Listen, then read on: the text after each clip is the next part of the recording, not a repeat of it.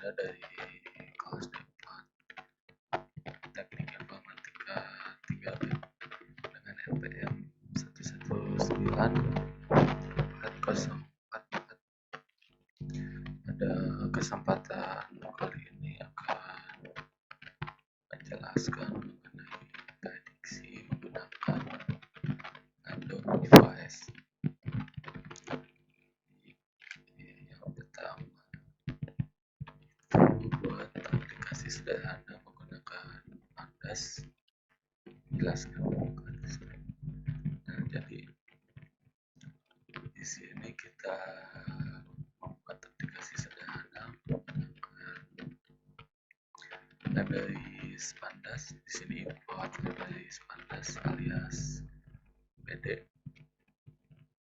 Untuk singkat di sini kita menampung beberapa data pada dictionary. Di sini juga kita menampung data frame pada variabel def atau data frame diambil dari libraries Pandas. Di sini kita masukkan variabel def. Di sini kita akan terlebih dahulu untuk mengimport library-nya. Sudah kita coba aplikasi yang sudah kita buat menggunakan Pandas.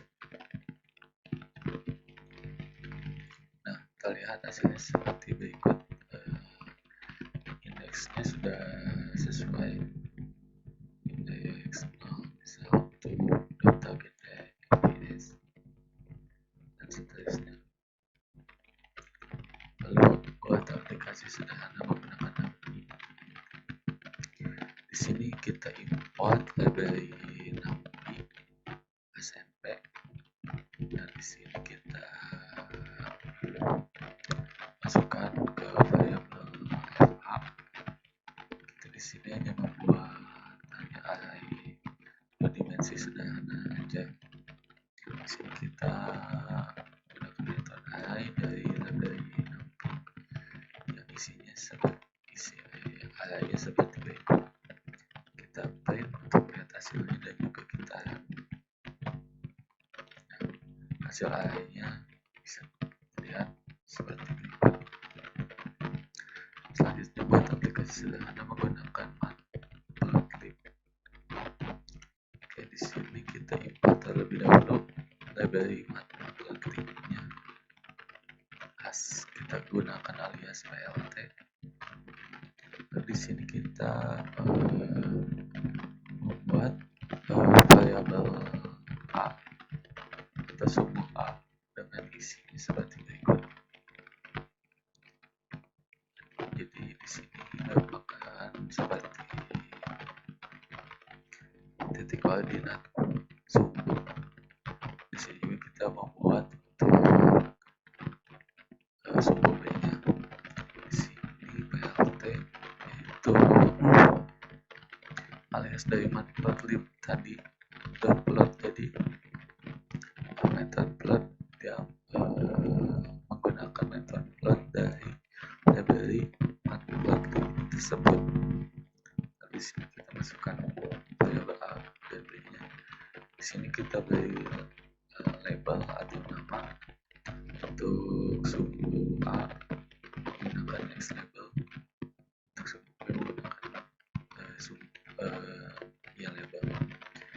Di sini kita menggunakan metode title untuk memberi judul. Di sini kita buat judulnya Matplotlib aja atau Matplotlib sederhana. Gunakan show untuk menampilkan. Kita coba hasilnya. Hasilnya seperti berikut. Ada grafik yang menunjukkan dari hasil dari suku dan suku B. Maka grafiknya seperti berikut. Misal kita coba ganti angkanya. Ini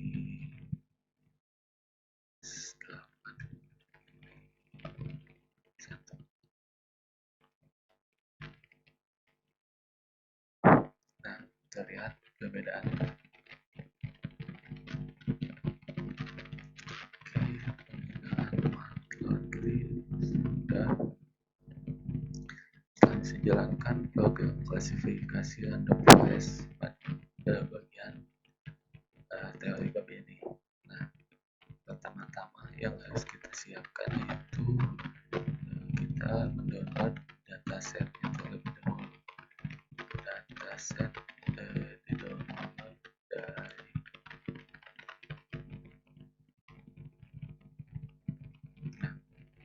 Vision Caltech Edu. Di sini kita menggunakan dataset web.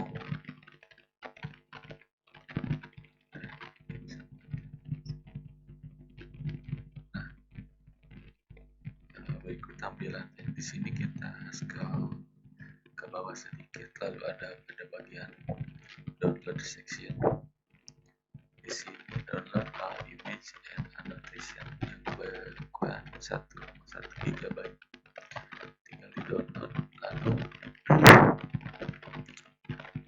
hasil downloadnya kita ekstrak, lalu satukan dengan file pada workspace yang sedang kita kerjakan.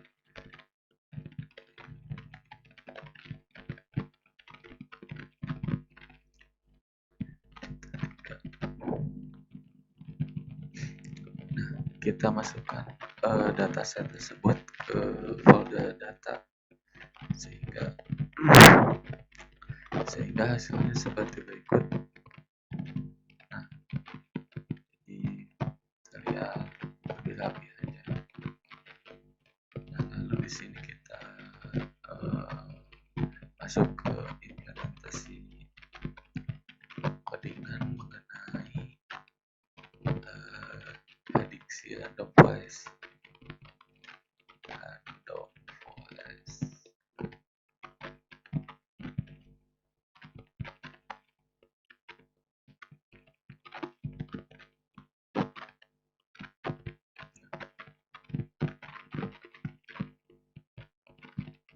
Jalankan program klasifikasi random forest. Untuk pertama kita lakukan step by step terlebih dahulu. Di sini kita import pandas. Kita mengimport library pandas alias PD.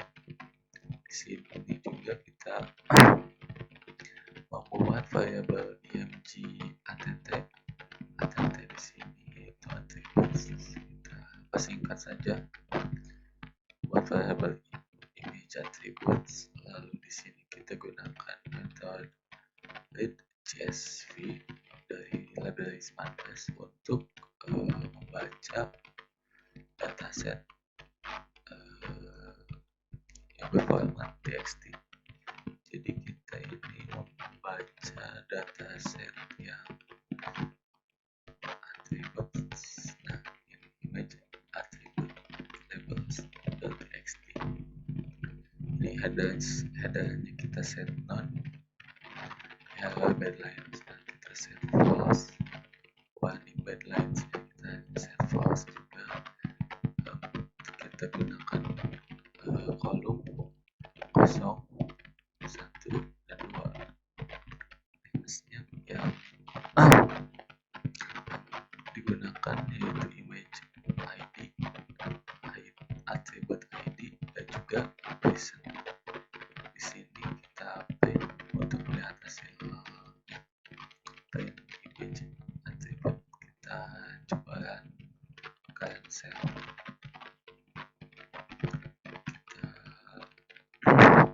Kita tunggu hasilnya.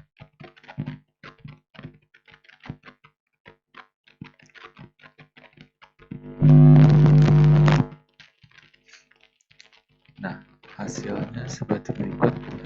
Terlihat bahwa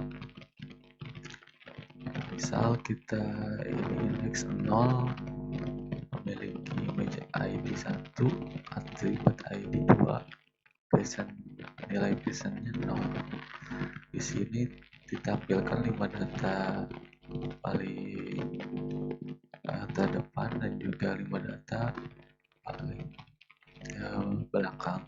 Itu 5 data terakhir dari 5 data awal. Di sini juga jadi terlihat bahwa di sini menampilkan data sebanyak 3.600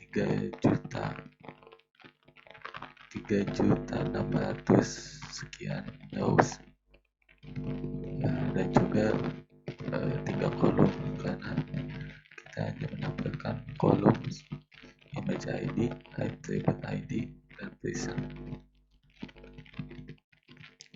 Oke, selanjutnya kita menggunakan metode head untuk melihat dari sebagian data awal dengan listingnya. Ini kita gunakan metode image attribute.head lalu kita print untuk melihat hasilnya. Nah, jadi terlihat bahwa kita hanya menampilkan 5 data yang paling awal menggunakan listing. Di sini menggunakan shape untuk melihat jumlah data keseluruhan gitu. Jadi untuk menunjukkan berapa data yang kita miliki. Nah, terlihat di sini ada 3 juta rows dan juga 3 kolom. Selanjutnya kita pivot dataset. Di sini kita buat variable baru image attribute 2 yang isinya image attribute yang sudah kita buat sebelumnya menggunakan metode pivot yang mengindeks ke image ID, columns-nya attribute ID, dan isi values-nya kita menggunakan nilai present. Jadi nanti itu kira-kira isi nilai data yang ditampilkan itu antara 1 atau 0. Oke, kita print image 2 head. Jadi kita hanya menampilkan 5 data terawal saja, juga jumlah data yang kita miliki. Kita cancel.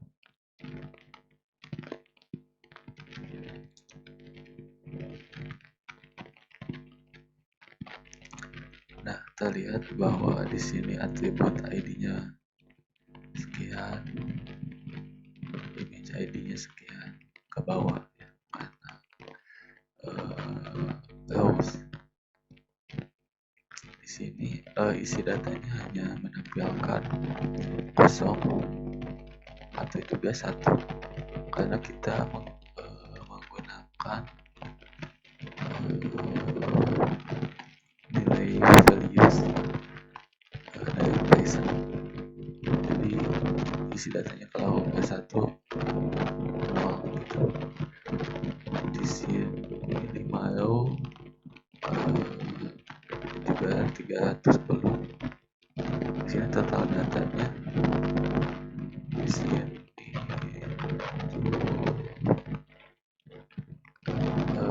11.700 sekian data yang dimiliki dan juga 312 kolom. Kenapa hanya menampilkan 5 data?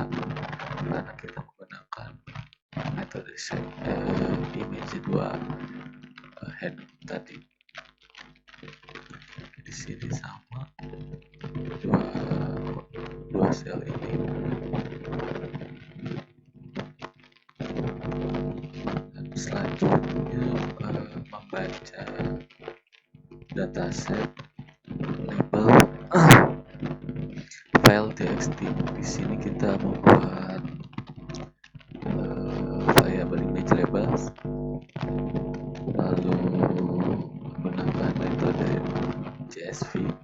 atas. Di sini kita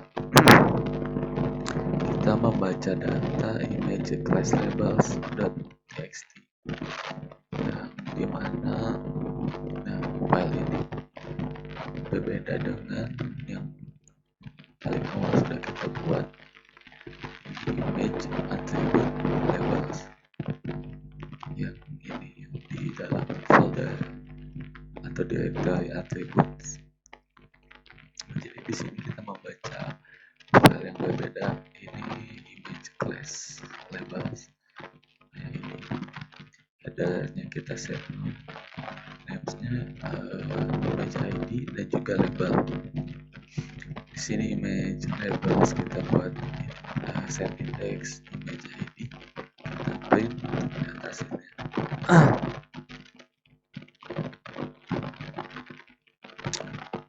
Oke, di sini terlihat hasilnya bahwa seperti berikut. Sudah ada image ID dan juga label.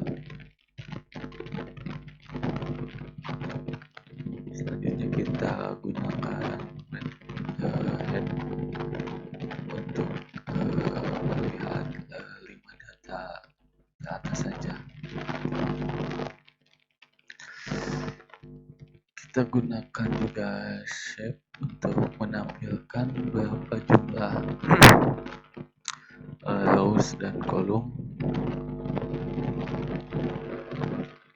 pada data yang dimiliki. Nah, di sini terlihat 11.000 kolom rows dan juga 1 kolom. Oke, selanjutnya membaca dataset, menggabungkan field dari 2 file bisa. Nah, di sini kita buat variable df di mana image attribute 2 yang sudah kita buat sebelumnya, kita gunakan join dengan image labels. Di sini df terus gunakan sampel type-nya sama dengan 1, kita print df-nya.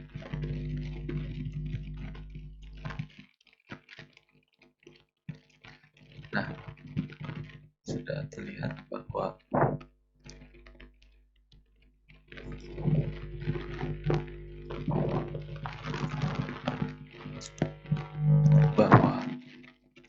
di sini sudah tergabung dari 2 variabel yang sudah kita buat, di mana ada image ID dan juga labelnya. Di sini data image attribute 2-nya tetap menampilkan value tulisan di mana 0 atau 1. Juga labelnya ada labelnya gitu, karena dari image label. Untuk selanjutnya memisahkan dan memilih label, di sini kita buat def attribute atau variable def underscore att. Kita menggunakan def.ilog, lengthnya itu lengthnya 312, dan juga kita lakukan install untuk memisahkan labelnya.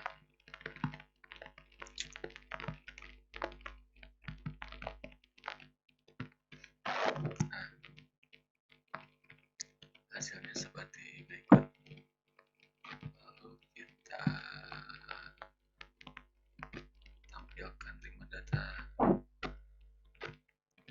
ke atas saja, data awal.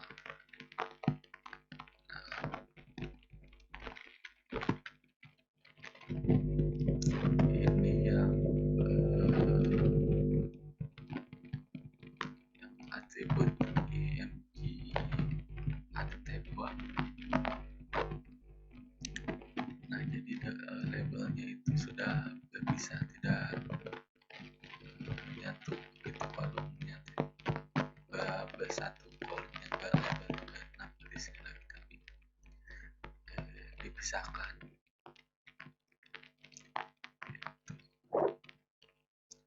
Selanjutnya pembagian data dan data tes. Di sini kita buat variabel dftm atribut. Di sini df att linknya 8000, sama juga dengan train label df underscore label linknya 8000. Untuk tes att juga sama, df underscore att link 8000, sama juga pada bagian tes label. Di sini pemberian label df train label sama dengan label name. Di sini kita labelnya kasih juga label. Di sini juga tes label, pemberian label untuk tes label. Kita kasih labelnya itu label. Kita print train label dan tes label.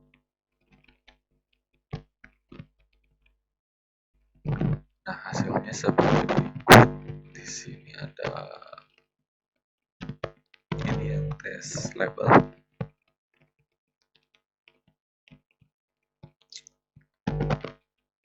dan ini yang train label atau yang train att linknya 8000 menggunakan data tipe integer 64. Oke.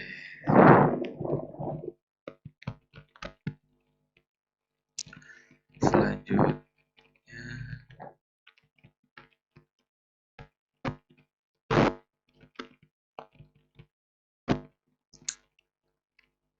kita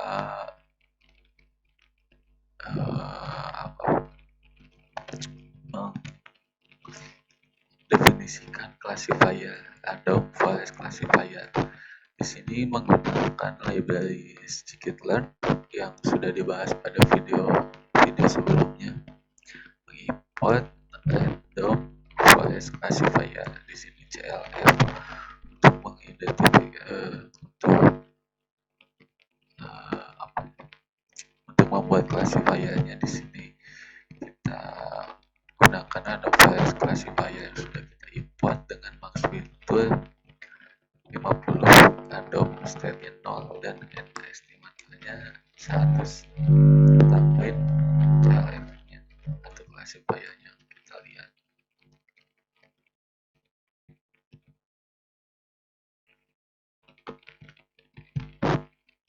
Nah, sudah tampil. Lalu selanjutnya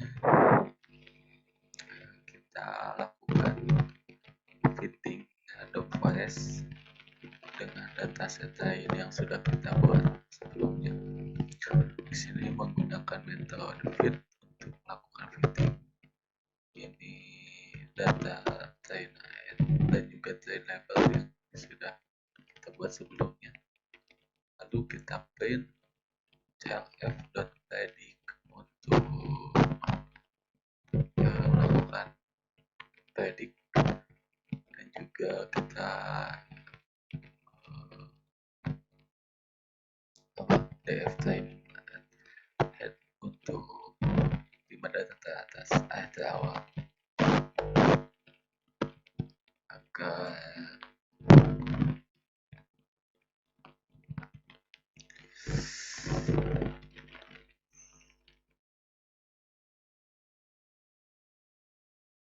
kita tunggu hasilnya.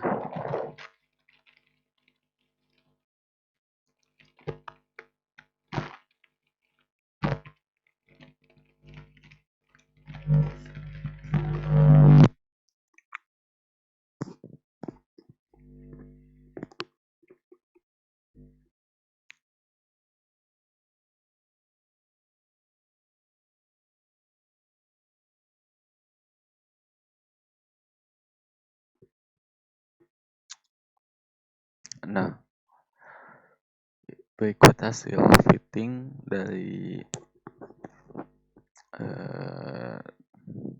data train yang sudah kita buat. Di sini juga menampilkannya hanya 5 data, yaitu 187, 3, 137, 72, dan juga 154. Selanjutnya kita melihat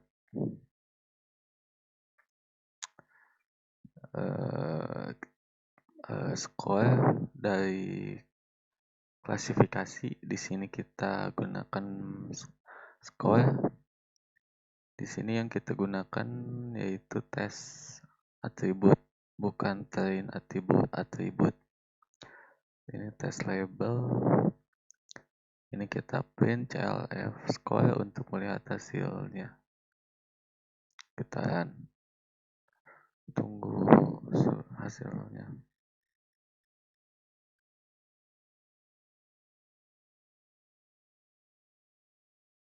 Nah, jadi dari tes atribut dan tes label ini menghasilkan skor 0,45 sekian.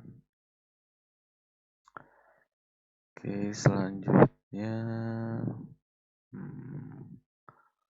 kita menggunakan conversion matrix. Di sini kita mengimport dari library scikit-learn matrix, mengimport conversion matrix. Di sini kita buat variabel baru pred labels untuk menampung dari hasil predik dari df tes atribut. Kita juga buat variabel cm untuk menampung conversion matrix dari df test label dan juga pred labels. Kita print cm-nya.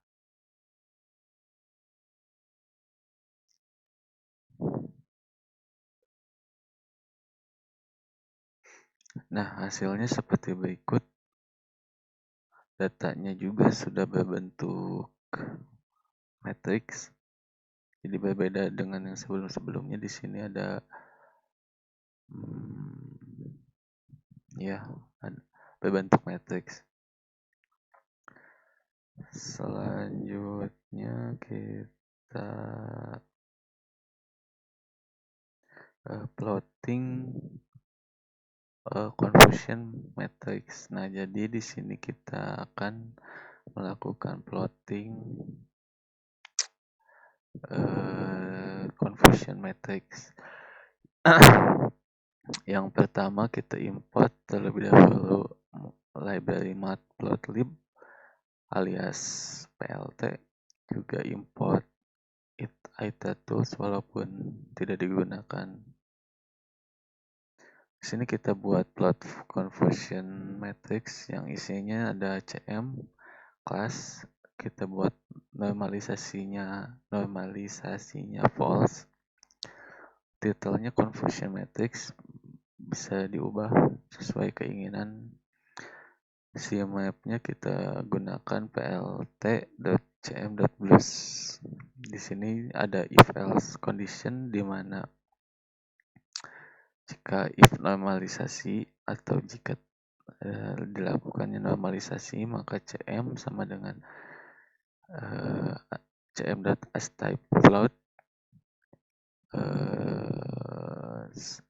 juga slash cm kita cari summarisasinya axis sama dengan 1. Di sini kita menggunakan np itu nampi menggunakan new axis, lalu print hasil normalisasi gitu. Jadi ditunjukkan data mana yang sudah data conversion matrix yang sudah ternormalisasi, else print conversion matrix without normalization. Jadi kalau nggak ternormalisasi, di printnya itu ditunjukkan bahwa ini conversion matrix yang tanpa dilakukan normalisasi print cm-nya. plt imshow. Oh, kita sambil run aja karena ini mungkin sedikit lama. Oke, imshow cm interpolation nearest atau yang terdekat. Cmap-nya sama dengan cmap. plt kita set title-nya menggunakan title yang ini. Lalu tick s. Ini juga yang udah dari move. Tick mark sama dengan kita import di numpy arrange lengthnya dari kelas berapa. Lalu di sini kita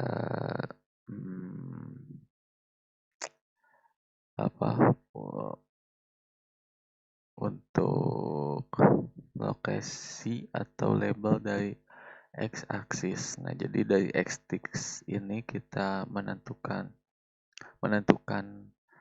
lokasi aksis x-nya gitu, tick marks, classes, rotation sama dengan 90, sama juga untuk bagian yang y. Di sini fmt.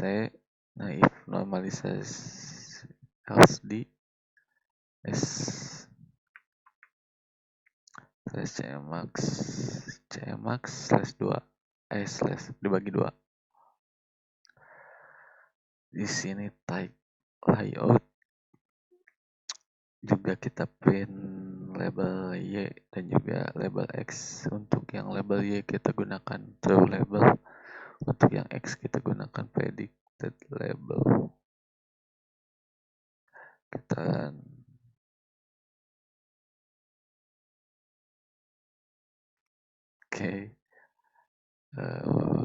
ada sedikit error.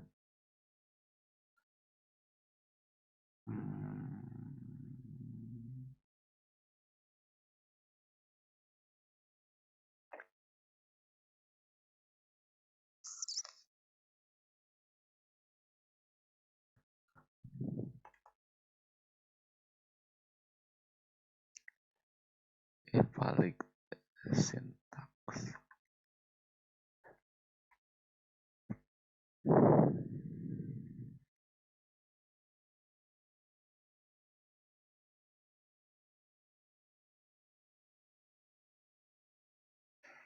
Oke, kita lewat terlebih dahulu bagian yang ini. Selanjutnya kita masuk ke membaca file kelas txt yang dimana dataset yaitu yang sudah kita download sebelumnya. Nah, di sini kita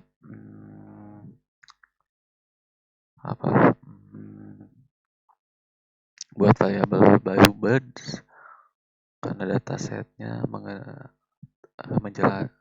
mengenai burung. Di sini kita menggunakan library pandas, menggunakan read.csv untuk membaca data txt-nya. Nah, di sini datanya merujuk ke data cub 200 2011 classes.txt. Jadi yang cub classes, nah yang ini bisa dilihat ya.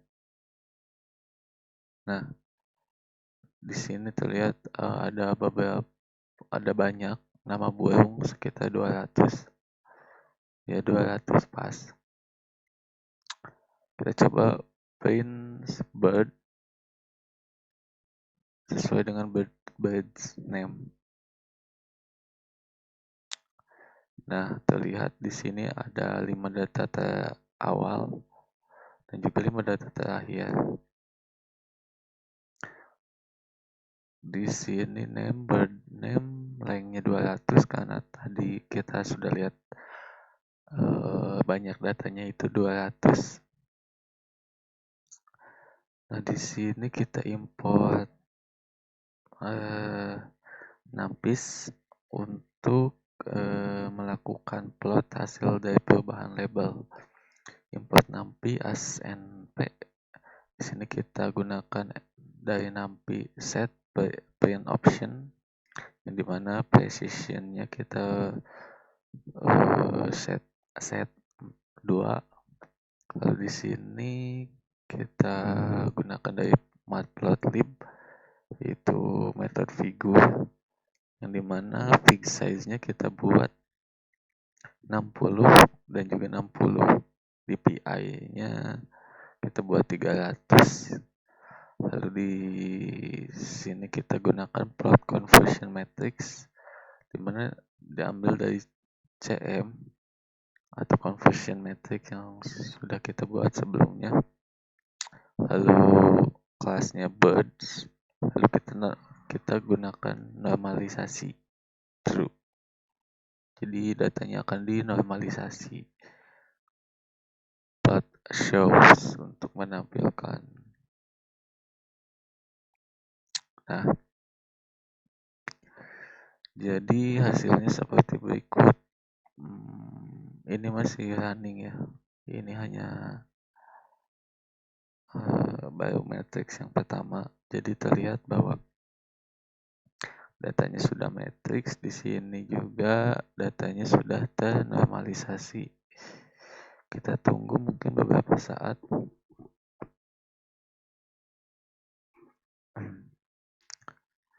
Oke, sambil menunggu, sambil menjelaskan sales berikutnya. Di sini kita menggunakan decision tree dan SVM. Di sini kita mencoba mengklasifikasikan dengan decision tree. Di sini kita mengimport dari library scikit-learn. Kita mengimport tree. Di sini kita buat classifiernya, kita tampung pada clf tree. Lalu di sini kita fitting clf classifiernya. Nah, di sini kita masukkan df train attribute dan juga df train label. Kita lihat juga scoring untuk df test attribute dan test labelnya. Nah, lalu kita print untuk scoring dari hasil scoringnya gitu. Oke, ini masih belum selesai, kita stop aja.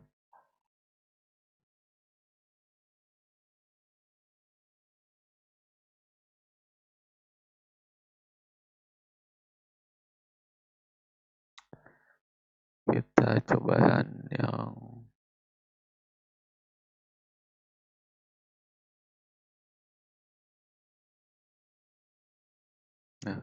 kita ini bukan error, tapi kita menginterupsi perintah yang sedang dijalankan. Nah, ini hasil dari score dari decision tree. Hasilnya 0,25 sekian. Untuk selanjutnya kita menggunakan SVM, di mana nanti kita akan bandingkan hasilnya. Di sini from scikit-learn import SVM, berarti kita menggunakan library scikit-learn yang mengimport SVM. Di sini kita definisikan clf SVM sama dengan SVM. Metode SVC kita fitting CLSVM-nya. Di sini gunakan dftrain att dan juga dftrain label. Di sini kita scoring untuk CLSVM-nya. Tetapi tes ininya beda. Ininya tes atribut dan juga tes label. Oke, kita print hasil skornya. Kita coba run.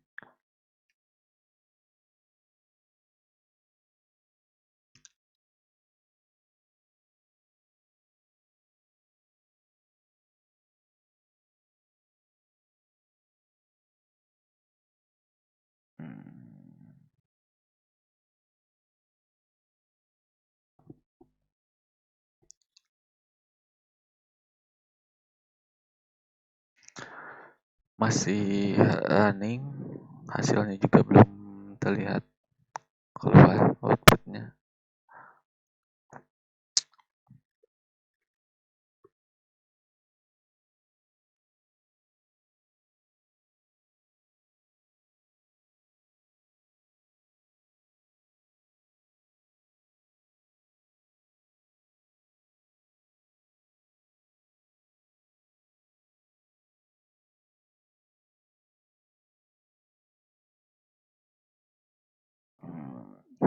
Lumayan agak lama. Oke, sambil menunggu kita menjelaskan sel berikutnya.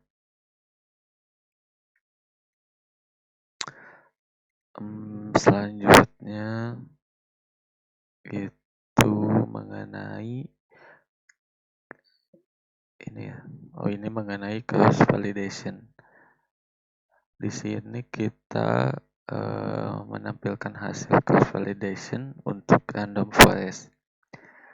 Di sini kita mengimport dari scikit-learn model selection, mengimport cross val scores. Nah, terlihat evaluate a score by a cross validation. Nah, jadi kita akan mengevaluasi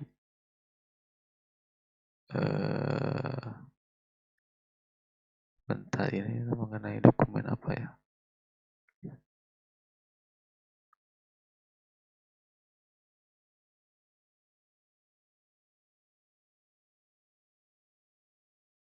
Nah, kita lihat aja ini.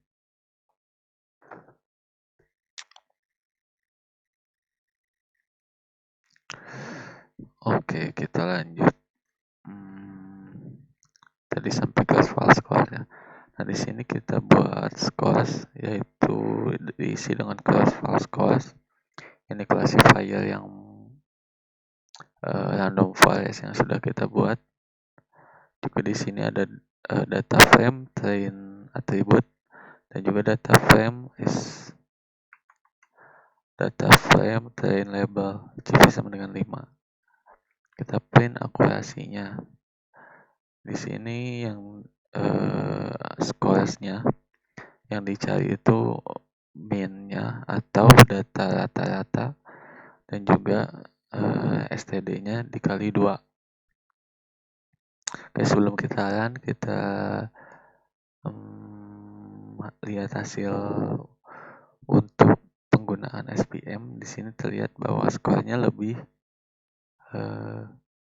besar dari decision tree. Di sini menunjukkan hasil 0,48 sekian. Mungkin terlihat jelas perbedaannya. Oke, di sini kita akan merun yang cross validation. Oke.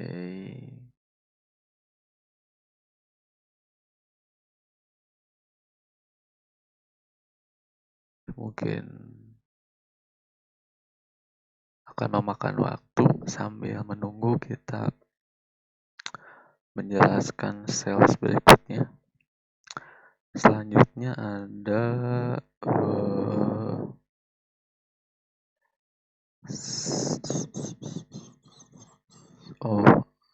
cross validation untuk decision tree. Kalau yang ini kan random forest, ini decision tree. Di sini kita tampung pada scores tree. Ini kan sudah diimport sebelumnya.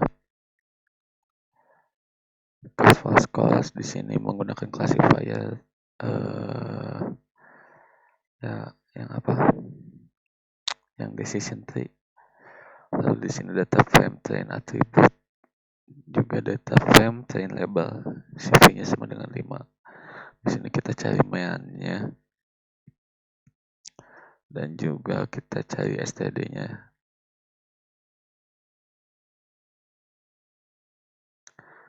Oke, sekalian aja mungkin. Jadi nanti tinggal di-run dan juga tinggal dijelaskan. Di sini untuk hasil cross validation mengenai SVM. Di sini kita tampung pada skor SVM, class file score. Ini merupakan classifier dari SVM yang sudah kita buat sebelumnya.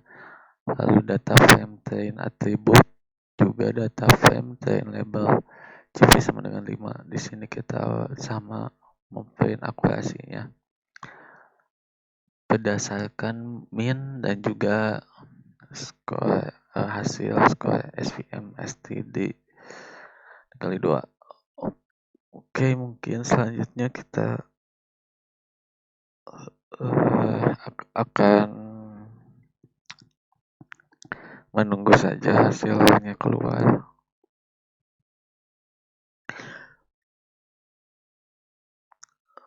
Nah, kita lihat ini tuh yang ini ya, yang random forest. Kita lihat bahwa akurasinya itu 0,44. Kita coba run yang score tree yang decision tree.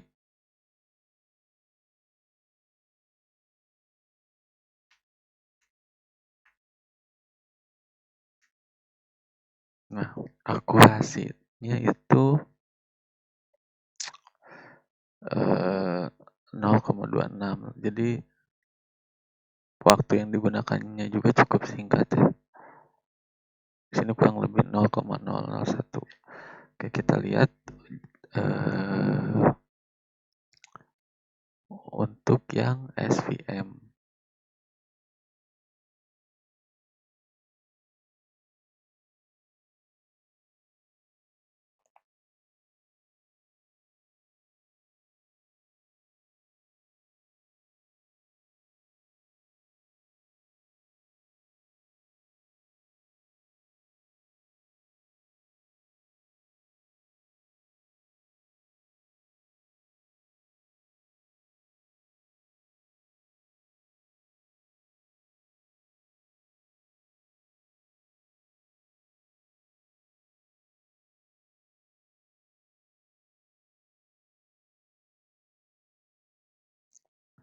Oke, mungkin akan memakan waktu agak lama. Kita sambil menjelaskan sales berikutnya. Jadi di sini menggunakan tentang soal yang pengamatan komponen yang dibuat. Jadi di sini kita melakukan pengamatan komponen informasi untuk mengetahui berapa banyak tree yang dibuat dan juga banyak atribut yang dibuat. Nah, sales yang ini. Oke, di sini ada max features OPTS dengan range 5, 50 dan juga 5, and estimators OPTS 10, 200 dan juga 20. Di sini ada parameter. Di sini kita gunakan lagi NumPy, tetapi menggunakan method empty yang dimana isinya itu length dari max feature OPTS. Nah, jadi ini variabel ini dicari length-nya dikali length dari n estimator OPTS ini. Nah, jadi ini dicari length-nya 0,4. Lalu di sini kita set float. Kita definisikan i-nya sebagai dari 0. Oke, di sini ada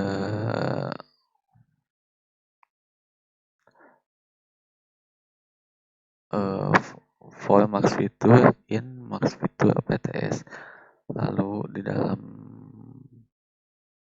ini ada bercabang lagi gitu, for n estimators in n estimators OPTS. Di sini kita definisikan classifier random forest classifier dengan max feature Vitus, kita setnya kita samakan max Vitus dan estimator estimatornya juga.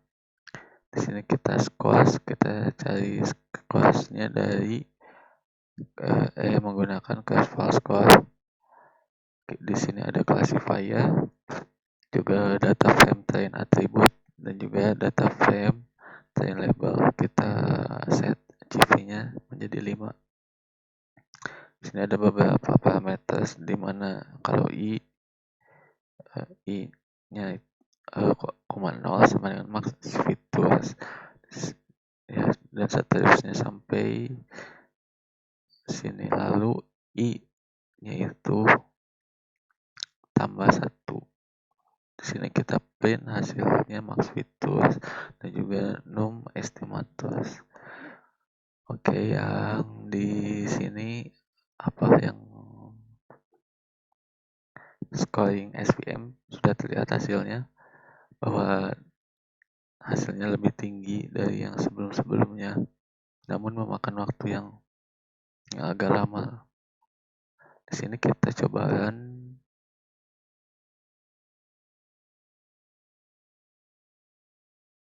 oke, mungkin ini juga akan memakan waktu. Nah, ya ini masih akan terus berjalan. Oke, sambil menunggu ini berjalan, kita ke sel selanjutnya, yaitu menggunakan melakukan plot komponen informasi. Nah, jadi di sini kita menggunakan plotting dari matplotlib. Kita buat as plt, kita import terlebih dahulu dari matplotlib. Juga kita menggunakan ini nggak digunakan ya. Oke, di sini from matplotlib import cm atau apa sih tadi, confusion matrix ya. Kita set fig-nya menjadi dari figure.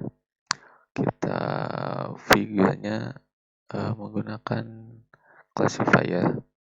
Di sini buat variabel ax sama dengan isinya fig.gca projection-nya 3D. Jadi nanti kita hasilnya itu hasil dari projectnya itu berupa atau berbentuk 3D gitu. Nanti bisa dilihat hasilnya. Di sini ada x, y, z. Kita gunakan juga scatter untuk variabel x, y, z. Juga kita set slim, kita set 0,2 dan juga 0,5. Kita di sini beri penlabelan. Untuk yang X label kita kasih label max Vitus. Untuk yang Y label kita kasih label num estimatus, dan untuk Z label kita beri label average akurasi atau rata-rata akurasi. Di sini kita show untuk menampilkan. Oke, mungkin ini akan terus berjalan, namun akan memakan waktu agak lama. Sampai berapa ya 6 estimatornya itu? 6 estimator.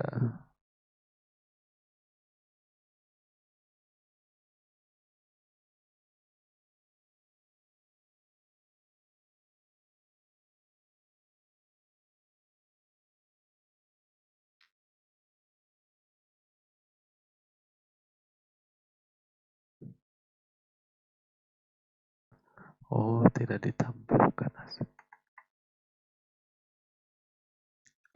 Oke, mungkin kita stop aja. Mungkin karena kita akan melakukan running yang plotting